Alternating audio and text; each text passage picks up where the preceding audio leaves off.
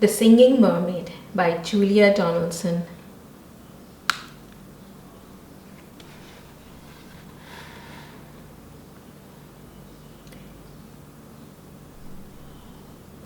Did you ever go to Silver Sands on a sunny summer's day?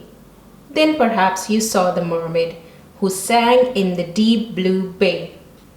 She sang to the fish in the ocean, to the haddock, the hake and the ling, and they flashed their scales and swished their tails to hear the mermaid sing.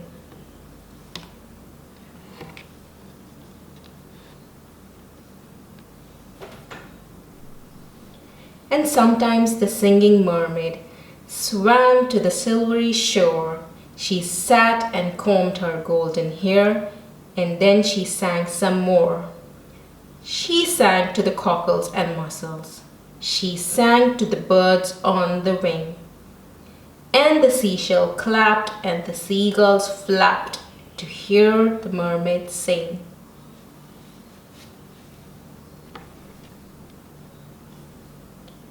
When Sam Sly Circus came to town, Sam took a stroll by the sea.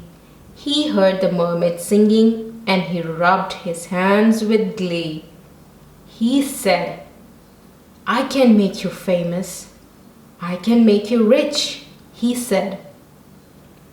"You shall swim in a pool of marble and sleep on fine feather bed. You shall sing for the lords and the ladies.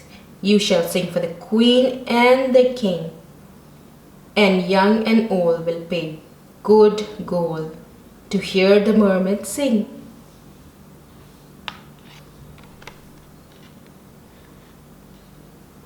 Don't go," cried the seagulls, and the seashells warned. "He lies," but the mermaid listened to old Sam Sly and smiled as she waved her goodbyes.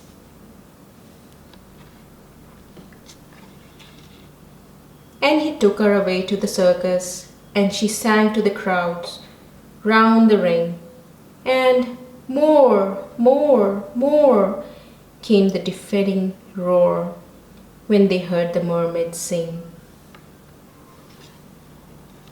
Now the mermaid cheered a caravan with Annie the acrobat, and Ding Dong the circus dogs, and Bella the circus cat.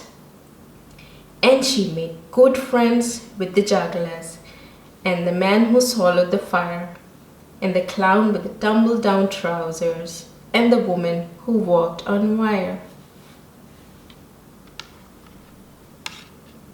But she wasn't friends with old Sam Sly. No, she didn't care for him, for he made her live in a fish tank where there wasn't room to swim, and there was no pool of marble. There was no feather bed. And when she begged him, "Set me free," he laughed and shook his head. All summer long the circus toured, all autumn, winter, spring, and many a crowd cheered long and loud to hear the mermaid sing. But the mermaid dreamt of Silver Sands as she longed for the deep blue sea, and her songs grew sad, and again she said, "I beg you, set me free." But again he laughed and shook his head, and he told her, "No such thing. Here you will stay while people pay to hear the mermaid sing." At Silver Sands, a seagull was flying to his nest, when on the breeze he heard a song, the song which he loved the best. And he followed the song to the caravan. Sam Sly was about to lock it. The seagull watched as he turned the key and slipped it inside his pocket. The seagull waited until Sam had gone. Then he perched on the windsill and tap, tap, tap at the window. He tapped with his yellow bill. "Come back, Come back to Silver Sand. It's only a mile away. I can find the key and set you free if you will come back home to the bay." "Escape!" barked the dogs. "Escape!" meowed the cat. But the mermaid sighed. "I would fail, for how could I walk to Silver Sands when I only have a tail?" "Like this!" cried Annie the acrobat, and she stood upon her hands. "This is the way, the only way to get to Silver Sands. Right hand, left hand, tail up high. There's really nothing to it. If I give you lessons every night, you will soon learn how to do it." Next week, while Sam was snoring, the seagull stole the key. He carried it off to the caravan and set the mermaid free. And he flew ahead to guide her as she walked upon her hands all along the moonlight road that led to the silver sands.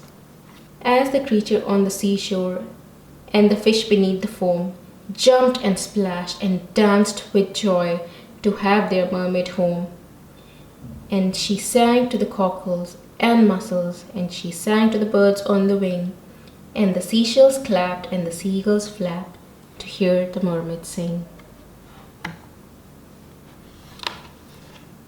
And if you go down to Silver Sands and swim in the Bay of Blue, perhaps you will see the mermaid, and perhaps she will sing for you.